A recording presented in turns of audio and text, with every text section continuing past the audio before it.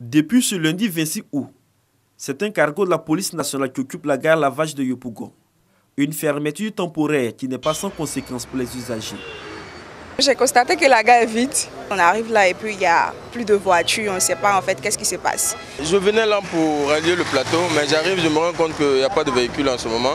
J'ai un rendez-vous à une banque, mais bon, il n'y a pas de véhicule pour aller, je ne sais pas comment faire pour rallier.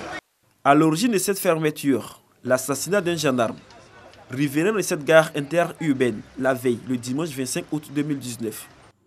Le maréchal des logis, Anderson Tiekou, a été abattu par des individus se réclamant d'un syndicat en charge de la gestion de cette gare.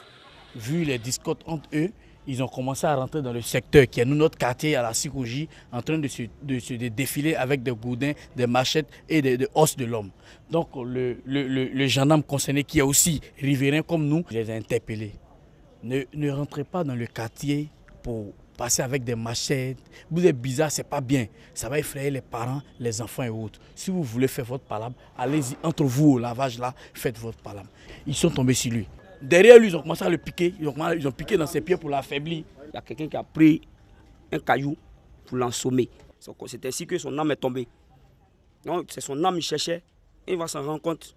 Le gars est arrêté là-bas. C'est lui-même qui a tiré. C'est pas lui qui a pris l'âme. C'est un autre qui a pris l'âme et puis l'autre l'a arraché l'âme. Puis il a tiré sur lui à bout portant.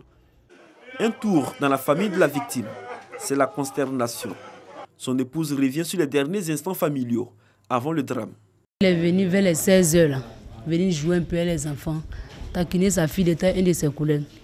Donc il avait laissé son portable qui était branché dans la chambre. Donc il a dit à sa fille de donner. Il a laissé ses collègues dehors. Il vient, il va venir manger. Il dit d'accord. Ils sont sortis. Moi j'étais assise dans la cour là. Vers les 18 h, il y a deux messieurs qui sont rentrés de la gare.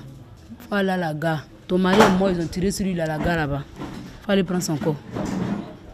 Informé de la situation, le préfet d'Abidjan, en compagnie du maire de Yopougon, se sont rendus sur le lieu. Ils ont aussi fait un tour dans la famille du défunt gendarme. Une visite de compassion. Les mesures seront prises en accord avec le préfet d'Abidjan pour que nous puissions mettre fin à ces agissements qui ont lieu dans le milieu des transports au niveau des gares dans nos communes. Je dois dire que c'est une situation qui a suffisamment duré et elle a fait suffisamment de victimes. Ça ne sert à rien de faire des actions de représailles parce que vous mettez contre la justice.